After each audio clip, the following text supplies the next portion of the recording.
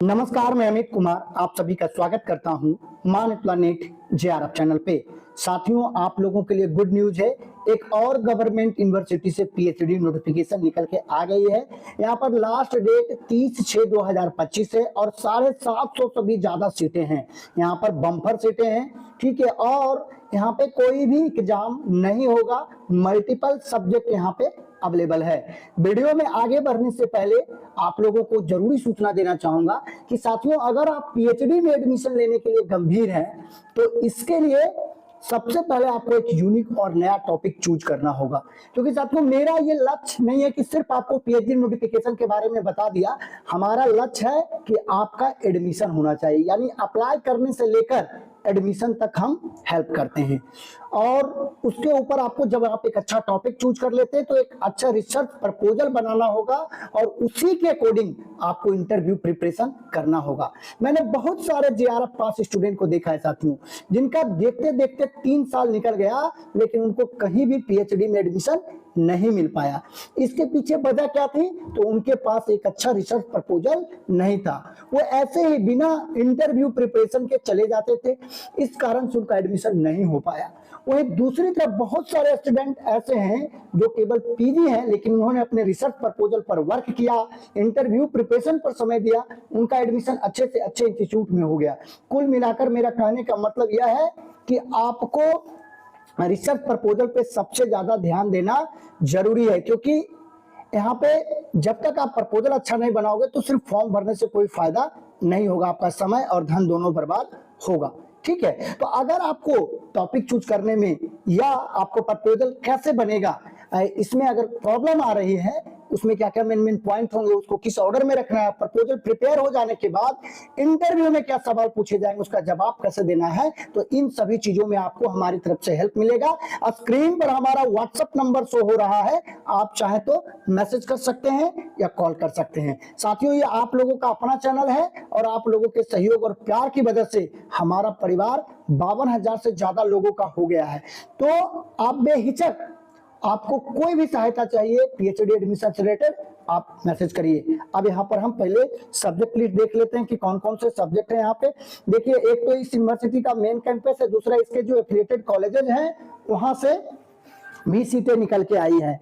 तो आप देख सकते हैं, एग्रोनॉमी है 1 सीटें हैं, बायोकेमिस्ट्री में 2 है, बायोटेक्नोलॉजी में 11 है, बोटनी में 15 सीटें हैं, बिजनेस मैनेजमेंट में 4 है, केमिकल इंजीनियरिंग में 2 सीटें हैं, केमिस्ट्री में 40 सीटें हैं और कॉमर्स में 27 सीटें हैं। यहाँ पे कंप्यूटर एप्लीकेशन में 12 सीटें हैं, ड्राइंग और पेंटिंग में 8 है, डिफेंस स्टडीज में 15 सीटें हैं और इकोनॉमिक्स में यहाँ पर 20 सीटें हैं। एजुकेशन में देखिए 85 सीट यहाँ पे है, इलेक्ट्रॉनिक्स में 8 है और इंग्लिश में यहाँ पर लगभग 50 सीटें हैं। फूड टेक्नोलॉजी में 2 सीटें हैं, ज्योग्राफी में 20 है, हिंदी में 50 सीट है, हिस्ट्री में 20 सीट है, होम साइंस में 13 है और जर्नलिज्म एंड मास कम्युनिकेशन में यहाँ पे 8 सीटें हैं, लाइब्रेरी एंड इंफॉर्मेशन साइंस में 2 सीटें हैं, लॉ में 15 सीटें हैं, लाइफ साइंस में 10 सीटें हैं। इस तरीके से यहाँ पर देखे तो मैथमेटिक्स में 15 सीट है, म्यूजिक में 10 सीट है, टोटल 34 सब्जेक्ट में यहाँ पे सीटें निकली हुई है। तो लगभग जितने भी मेजर सब्जेक्ट में है सभी में यहाँ पे अच्छी खासी सीटें अवेलेबल है। यहाँ पर देखिए नीचे और भी सब्जेक्ट है, फार्मेसी है, फिजिकल एजुकेशन में 20 सीटें, फिलोसफी में 4 है, फिजिक्स में 30 सीटें, पॉलिटिकल साइंस में 25 सीटें हैं, साइकोलॉजी में 15 है, संस्कृत में 20 है, सोशल वर्क में 4 है, स्टैटिक्स में 4 है, उर्दू में 5 है, योगा में 1 सीट है और जूलॉजी में 30 सीट है। टोटल 750 के आसपास 49 सब्जेक्ट है यहाँ पर, मतलब सारा सब्जेक्ट है यहाँ पर। ठीक है, और यहाँ पे लास्ट डेट की अगर हम बात करें तो लास्ट डेट यहाँ पे आपका 30 जून है। उसके बाद 30 जून के बाद जो आगे आपका जो एंट्रेंस होगा उस 15 जुलाई को, फिर उसका आंसर किया जाएगा 17 जुलाई को और यहाँ पे इंटरव्यू 1 से 7 अगस्त के बीच में होने वाला है। ठीक है, तो इस तरीके से ये देखिए इंपॉर्टेंट डेट है, तो इसको ध्यान में रखना है। और एलिजिबल कौन लोग हैं? तो जिनका पीजी में 55% मार्क्स है, ठीक है, और उनके पास नेट है तो वो यहाँ पे एलिजिबल है।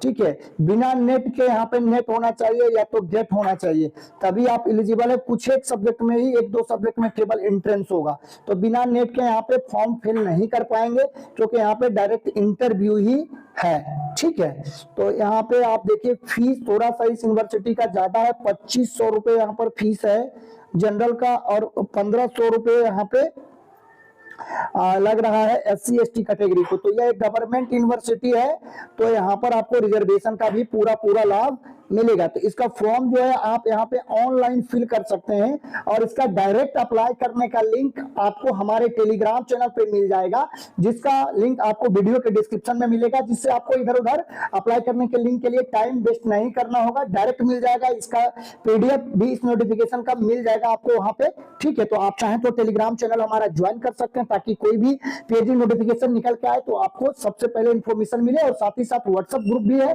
तो आप चाहें तो उसको भी ज्वाइन कर सकते हैं। ये जो यूनिवर्सिटी है ये कानपुर यूनिवर्सिटी है, जिसको कि छत्रपति साहू जी महाराज विश्वविद्यालय के नाम से भी जाना जाता है, और इसको नेक से A ग्रेड प्राप्त है। बहुत ही बेहतरीन यूनिवर्सिटी है ये। ठीक है, A++ ग्रेड प्राप्त है, तो यहाँ पे जरूर अप्लाई करें। ये उत्तर प्रदेश से निकल के आई है।